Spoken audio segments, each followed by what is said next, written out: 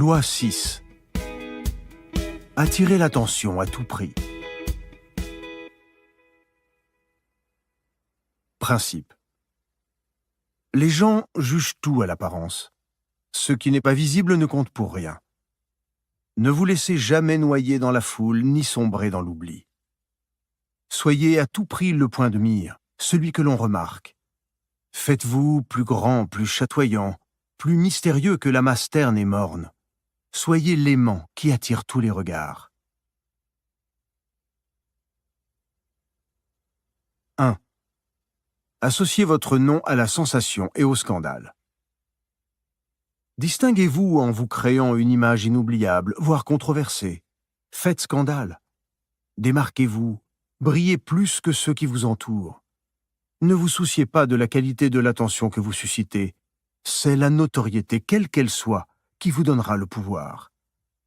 Mieux vaut être calomnié qu'ignoré. Respect de la loi.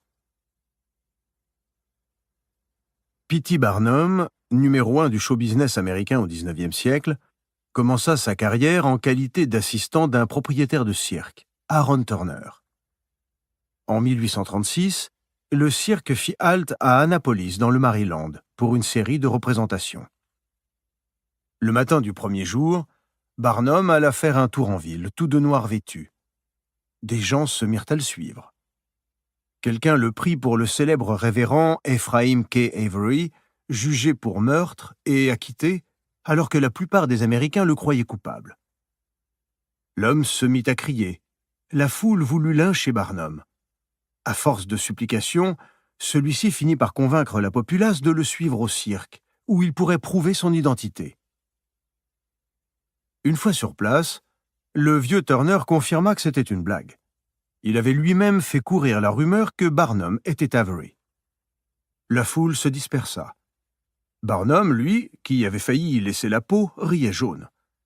Il voulut savoir ce qui avait poussé son patron à lancer ce canular. « Mon cher Barnum, » répliqua Turner, « c'est pour notre bien. Souvenez-vous, tout ce dont nous avons besoin pour réussir, c'est de notoriété. » Et en effet, tout le monde en ville parla de l'affaire, et le cirque fit salle comble tous les soirs. Barnum avait appris là une leçon qu'il ne devait jamais oublier. La première grande entreprise de Barnum fut l'American Museum, collection de curiosités située à New York. Un jour, un mendiant s'approcha de Barnum dans la rue. Au lieu de lui donner de l'argent, Barnum décida de le recruter. Il le ramena au musée et lui mit dans les mains 5 briques avec des indications précises. L'homme devrait parcourir lentement un circuit autour de plusieurs pâtés de maisons. À certains endroits, il déposerait une brique sur le trottoir, en prenant soin de toujours en garder une à la main.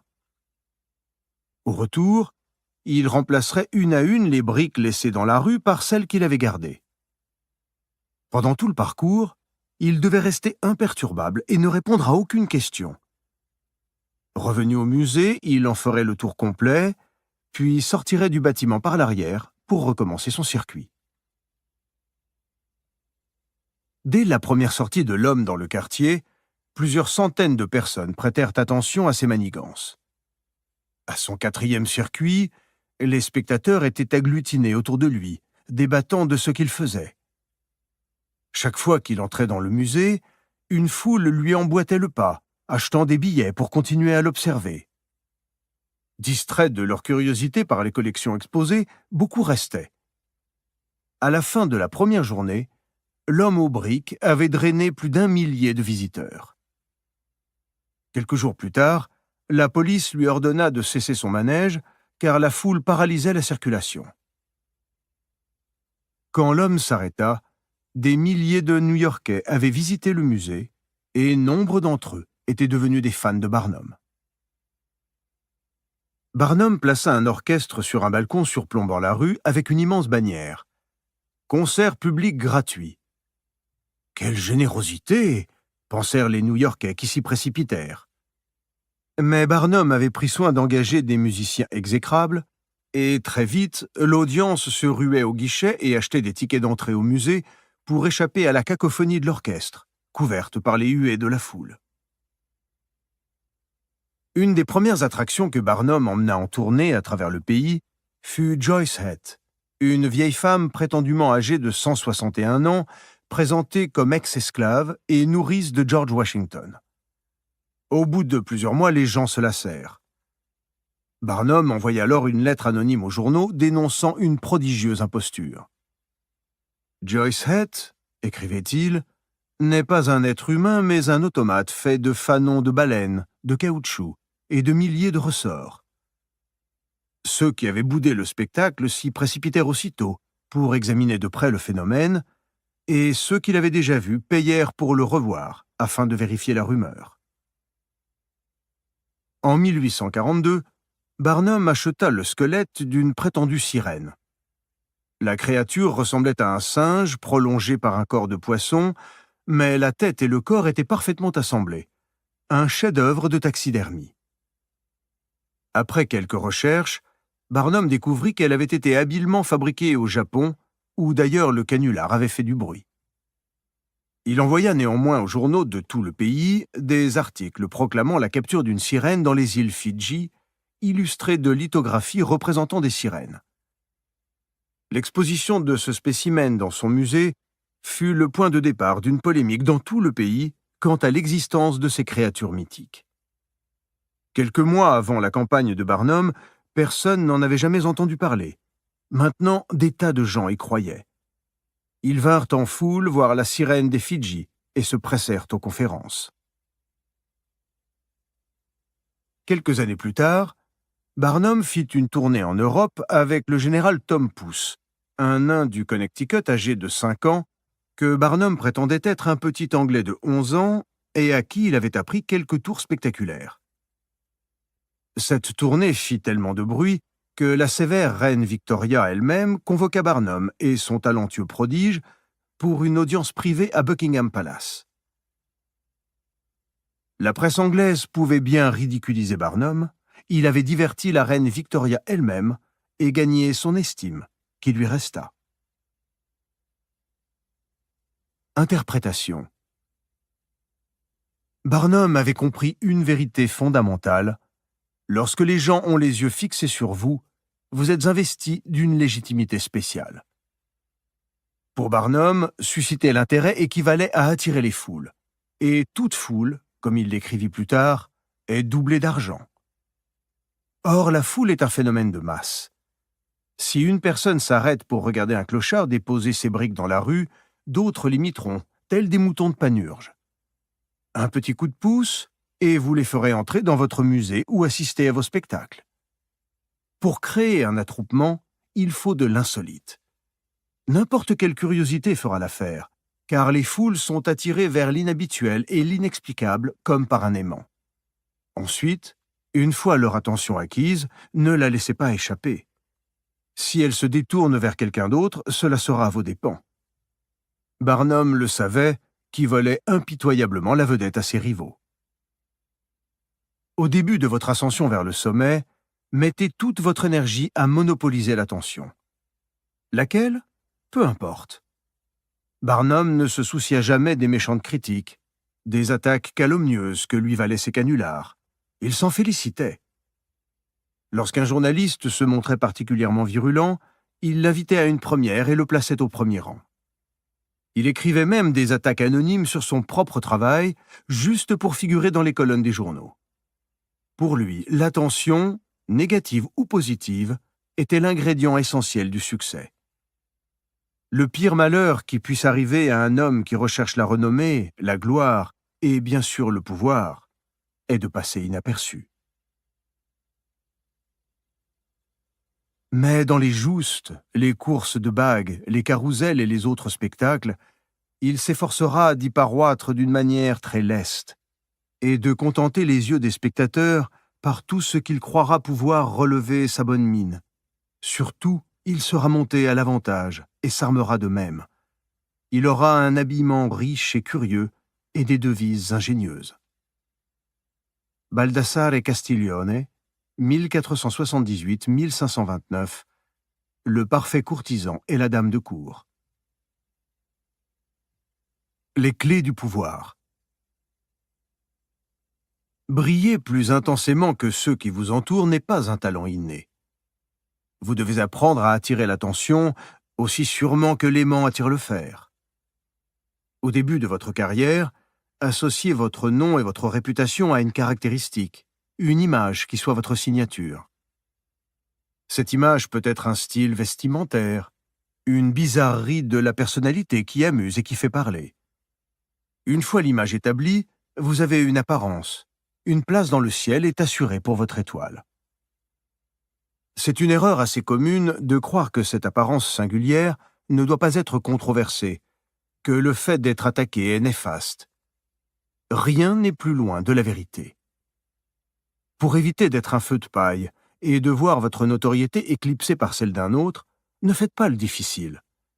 Quel que soit le motif de votre célébrité, celle-ci jouera en votre faveur. Barnum, nous l'avons vu, n'avait rien contre les attaques personnelles et ne ressentait pas le besoin de s'en défendre. Il cultivait délibérément son image de charlatan. Il ne manquait pas à la cour du roi Louis XIV d'écrivains et d'artistes de talent, de grande beauté, d'hommes et de femmes d'une vertu irréprochable. Pourtant personne ne fit autant parler de lui que le singulier duc de Lauzun. Le duc était petit, presque nain, et enclin à toutes sortes d'insolences. Il couchait avec la maîtresse du roi et insultait ouvertement non seulement les autres courtisans, mais aussi le souverain lui-même. Louis XIV était cependant tellement séduit par les excentricités du duc qu'il ne pouvait supporter ses absences de la cour. C'est simple, l'étrange personnalité du duc attirait l'attention. Une fois captivé, on ne pouvait plus se passer de lui. La société a grand besoin de personnalités flamboyantes, d'individus qui tranchent sur la médiocrité générale. Ne soyez donc pas effrayés des qualités qui vous distinguent et qui attirent l'attention sur vous. Cultivez la controverse, et même le scandale. Mieux vaut être attaqué, voire calomnié, qu'ignoré. Toutes les professions sont régies par cette loi, et tous les professionnels doivent avoir un peu le sens du spectacle. Ainsi, Thomas Edison savait que pour récolter de l'argent, il lui fallait à tout prix rester sous les feux de la rampe. La façon qu'il avait de présenter ses inventions au public et de les mettre en scène était presque aussi importante que les découvertes elles-mêmes. Edison élaborait des expériences visuellement éblouissantes pour illustrer ses découvertes sur l'électricité.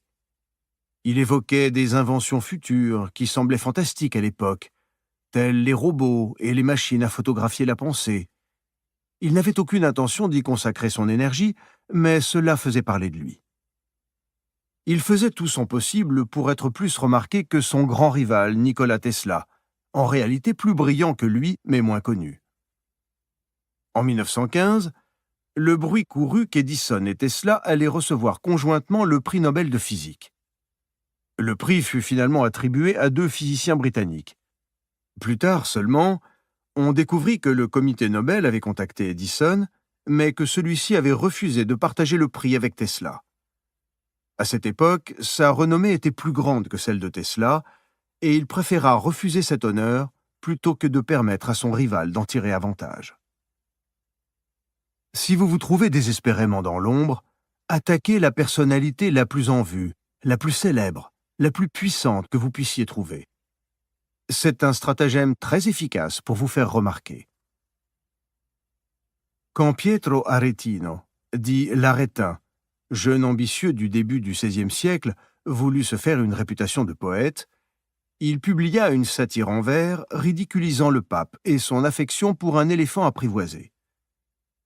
Tous les yeux se tournèrent immédiatement vers l'auteur de ce scandale, ce qui donna le coup d'envoi à sa carrière littéraire. Toute charge calomnieuse contre une personne connue aura un effet similaire. Souvenez-vous cependant d'utiliser de telles tactiques avec mesure lorsque vous êtes vous-même sous les feux de la rampe. L'action se révèle parfois risquée. Une fois connue, à vous de constamment renouveler l'attention en adaptant et en variant votre méthode, faute de quoi le public se lassera, se désintéressera de vous et se tournera vers une nouvelle étoile. Le jeu exige une vigilance constante et une grande créativité. Pablo Picasso ne se laissait jamais disparaître du paysage. Si son nom s'attachait trop à un style particulier, il bouleversait la donne avec une série d'œuvres révolutionnaires qui prenaient tout le monde au dépourvu. Mieux vaut créer quelque chose de laid et de dérangeant, croyait-il, que de flatter les spectateurs avec des œuvres connues d'avance. À retenir. Les gens se sentent supérieurs à quelqu'un dont les actes sont prévisibles.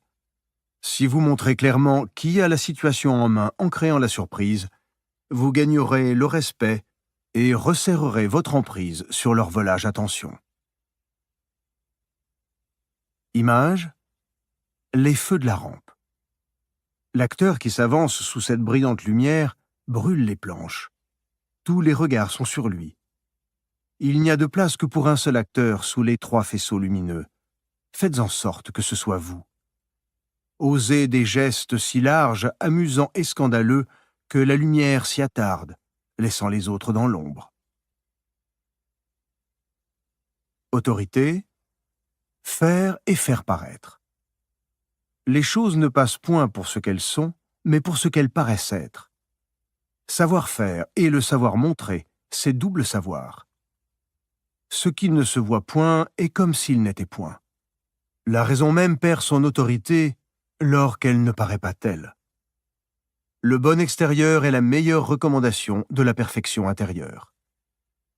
Balthasar Gracian, 1601-1658, L'homme de cour, traduit par Amelot de la Houssaye. 2. Auréolez-vous de mystère. Dans un monde de plus en plus banal et familier, des dehors énigmatiques attirent instantanément l'attention. Ne décrivez jamais clairement vos occupations présentes ni futures. Ne dévoilez pas toutes vos cartes. Un monde de mystère intensifie votre présence. Il crée aussi un désir. Tout le monde aura les yeux fixés sur vous dans l'attente de ce qui va se passer. Jouez sur le mystère pour attirer, séduire et même effrayer.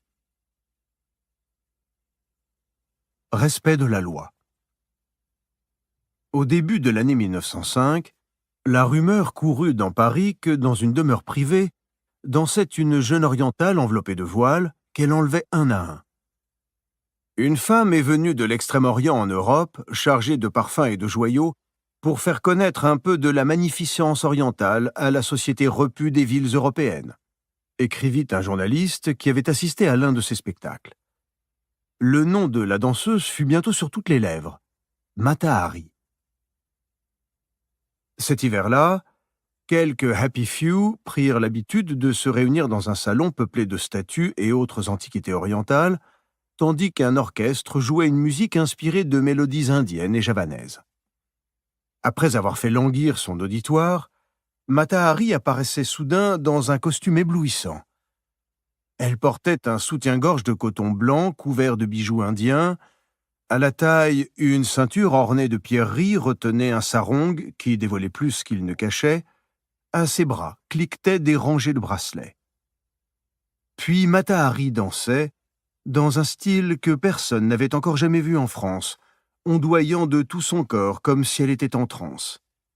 Ces chorégraphies, racontait-elle ensuite à son auditoire émoustillé et curieux, traduisaient des histoires tirées de la mythologie indienne et du folklore javanais. Bientôt, l'élite parisienne et les ambassadeurs étrangers se disputèrent les invitations à ce salon où, en réalité, disait-on, Mata Hari exécutait nue des danses sacrées. Le public voulut en savoir plus. Elle raconta aux journalistes qu'elle était d'origine hollandaise, mais avait grandi sur l'île de Java. Elle parlait aussi d'années passées en Inde, ce pays dont les femmes sont des virtuoses de tir et d'équitation, connaissent les logarithmes et la philosophie, où elle avait été initiée aux danses hindoues. L'été 1905, bien que peu de Parisiens aient eu le privilège de voir Mata Hari danser, on ne parlait que d'elle. Au fur et à mesure de ses interviews, le récit de ses origines ne cessait de changer. Elle avait grandi en Inde. Sa grand-mère était la fille d'une princesse javanaise. Elle avait vécu sur l'île de Sumatra, où elle passait son temps à cheval, risquant sa vie, le fusil à la main. Personne ne la connaissait vraiment, mais les journalistes se souciaient peu des métamorphoses de sa biographie.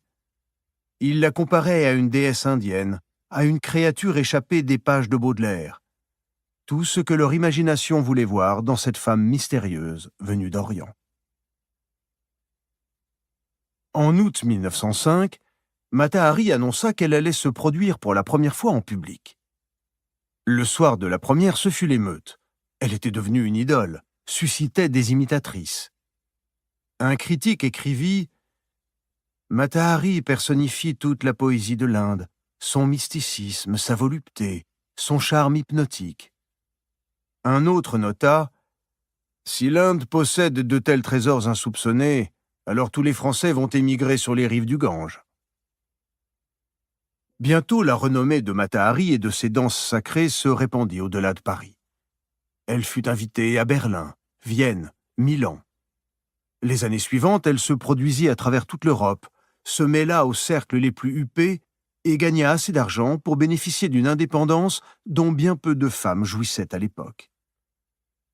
Puis, vers la fin de la Première Guerre mondiale, elle fut arrêtée en France, jugée, condamnée et finalement exécutée comme espionne allemande.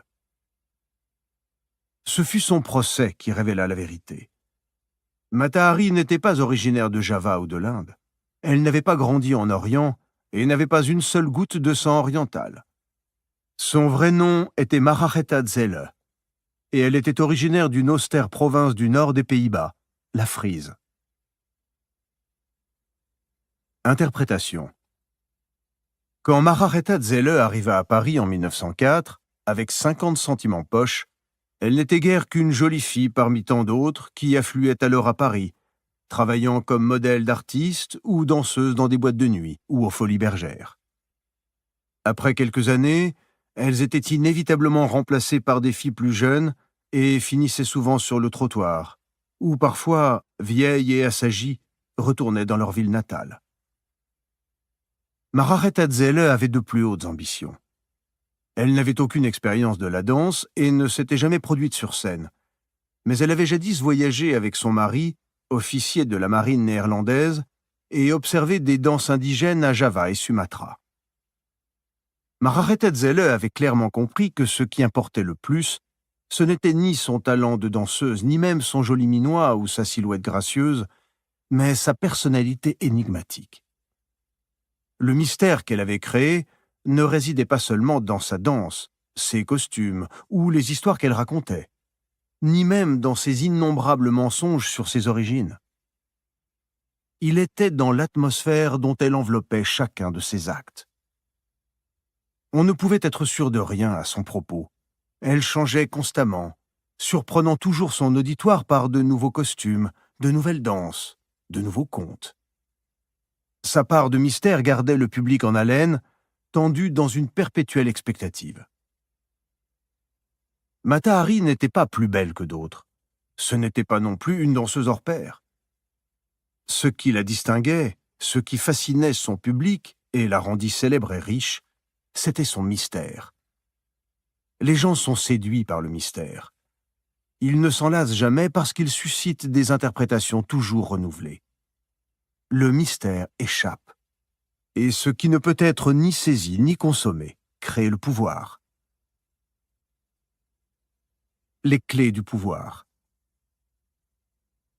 Le monde de jadis était peuplé de phénomènes terrifiants et inconnaissables. Maladies, catastrophes, tyrans capricieux, le mystère de la mort elle-même.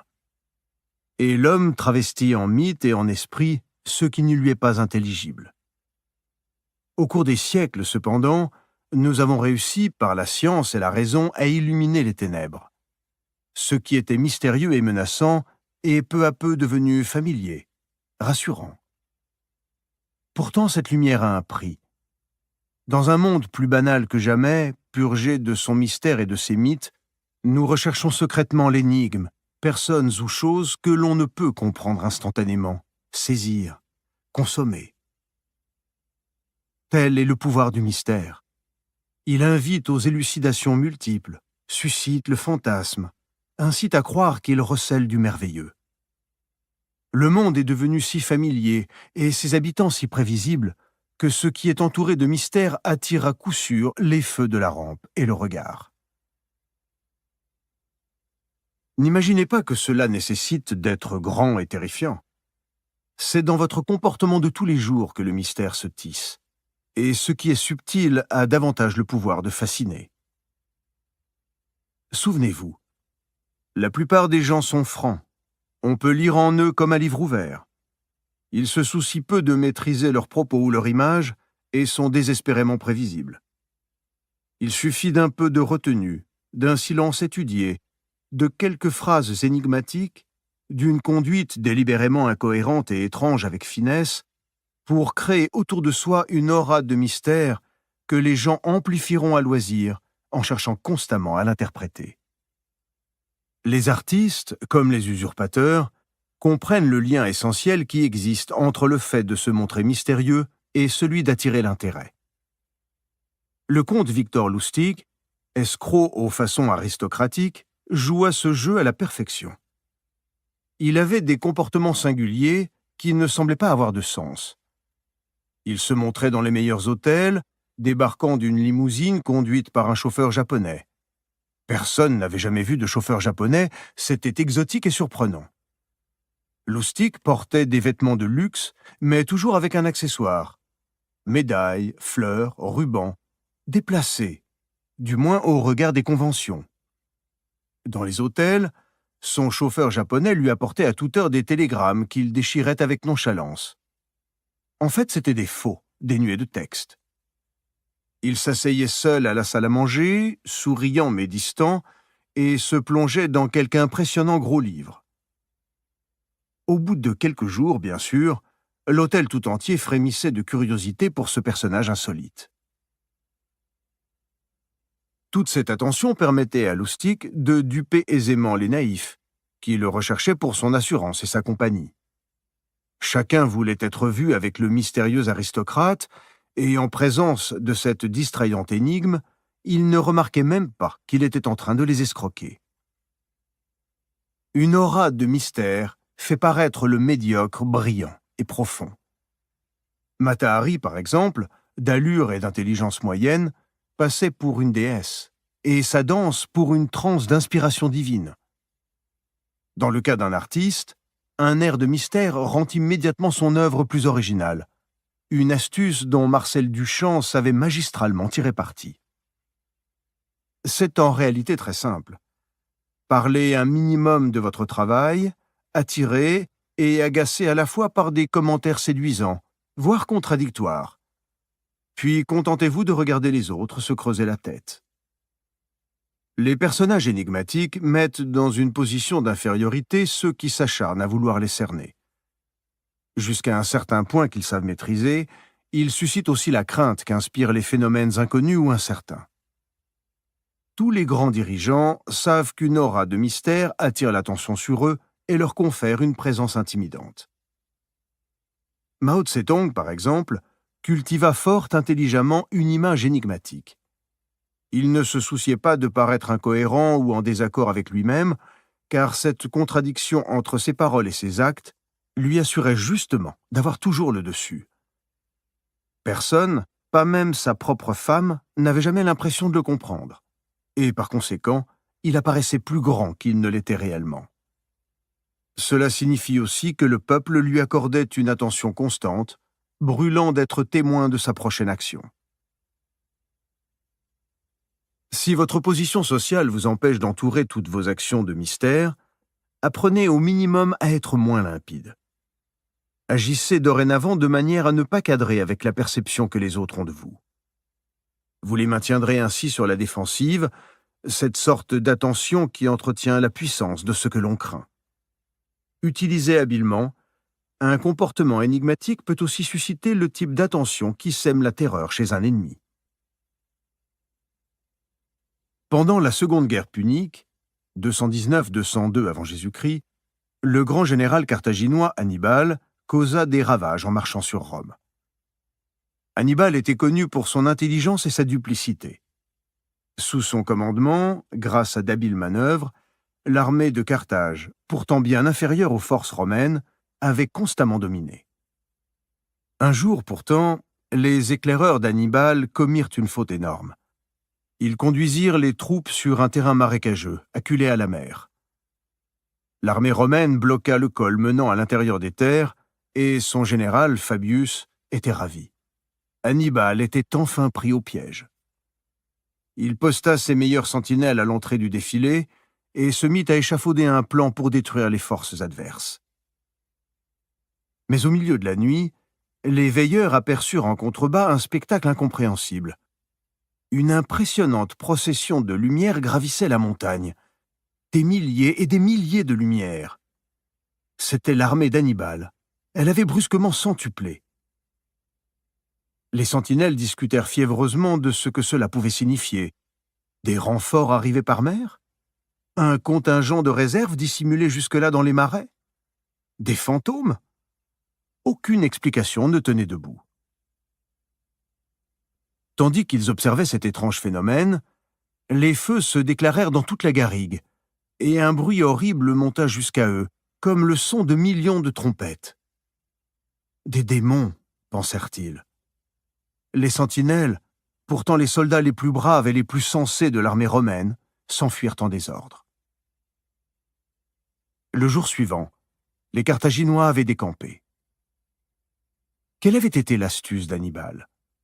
Avait-il vraiment usé de sorcellerie? Non.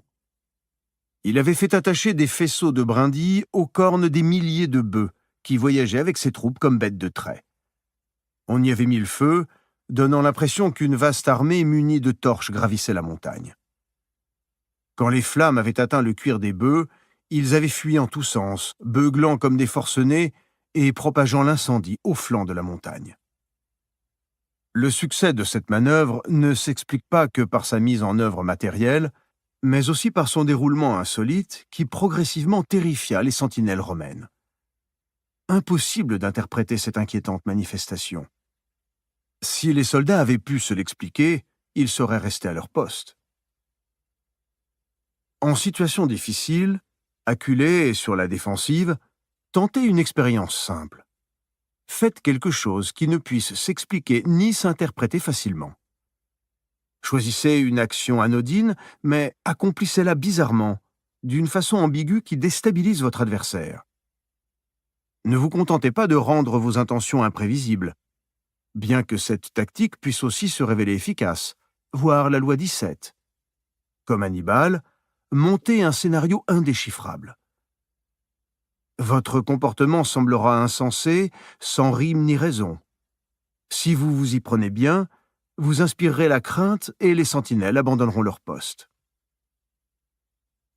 Cette tactique est parfois appelée la folie simulée de Hamlet, car Hamlet utilise habilement ce stratagème dans la pièce de Shakespeare pour effrayer son beau-père Claudius par son étrange comportement. Le mystère peut faire apparaître vos forces plus grandes, votre pouvoir plus terrifiant. Image, la danse des voiles, les voiles enveloppant la danseuse. Ce qu'ils révèlent excite, ce qu'ils cachent intrigue. C'est l'essence même du mystère. Autorité, ne pas se déclarer à un continent, c'est le moyen de tenir les esprits en suspens, surtout dans les choses importantes qui font l'objet de l'attente universelle. Cela fait croire qu'il y a du mystère en tout, et le secret excite la vénération. Dans la manière de s'expliquer, on doit éviter de parler trop clairement. Et dans la conversation, il ne faut pas toujours parler à cœur ouvert. Le silence est le sanctuaire de la prudence. Il faut donc imiter le procédé de Dieu, qui tient tous les hommes en suspens. Balthasar Gracian, 1601-1658, L'homme de cour, traduit par Amelot de la Houssaye. A contrario. Au début de votre ascension vers les sommets, vous devez attirer l'attention à tout prix. Mais au fur et à mesure que vous gravissez les échelons, il vous faudra constamment vous adapter.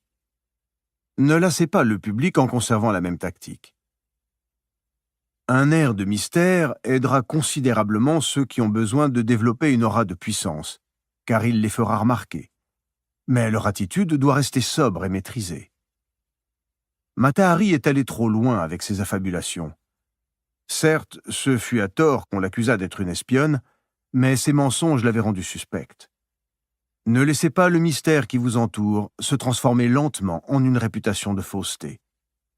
Il doit davantage ressembler à un jeu, agréable et rassurant.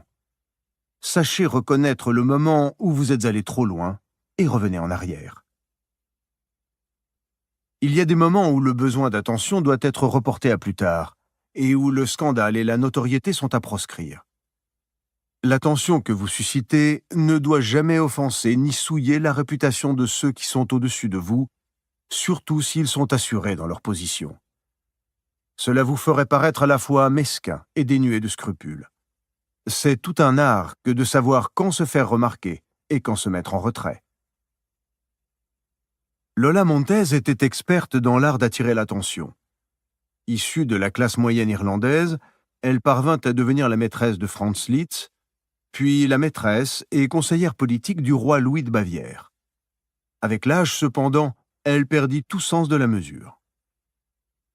En 1850, devait être joué à Londres le Macbeth de Shakespeare, avec le plus grand acteur de l'époque, Charles John Keane, dans le rôle principal. Toute la bonne société anglaise était attendue à la première. Le bruit courait même que la reine Victoria et le prince Albert y feraient une apparition publique. Les conventions de l'époque exigeaient que tout le monde ait pris place avant l'arrivée de la reine. Le public arriva donc un peu plus tôt, et quand la reine entra dans sa loge, les spectateurs, selon l'usage, se levèrent et l'applaudirent. Le couple royal attendit puis salua. Chacun s'assit et l'on tamisa les lumières. Soudain, tous les yeux se tournèrent vers la loge opposée à celle de la reine Victoria. Une femme y pénétrait dans la pénombre. Lola Montez. Elle portait une tiare de diamants sur ses cheveux noirs et un long manteau de fourrure jeté sur ses épaules. Tout le monde se mit à chuchoter lorsque l'hermine glissa pour révéler une robe de velours écarlate largement décolletée.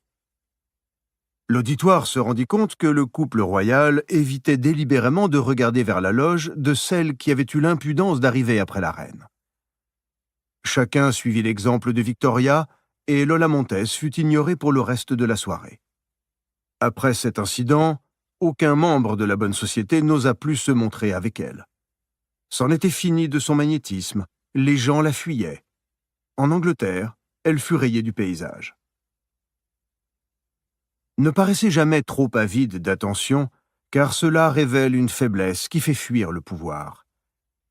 Comprenez qu'il y a des moments où il n'est pas de votre intérêt d'être le point de mire.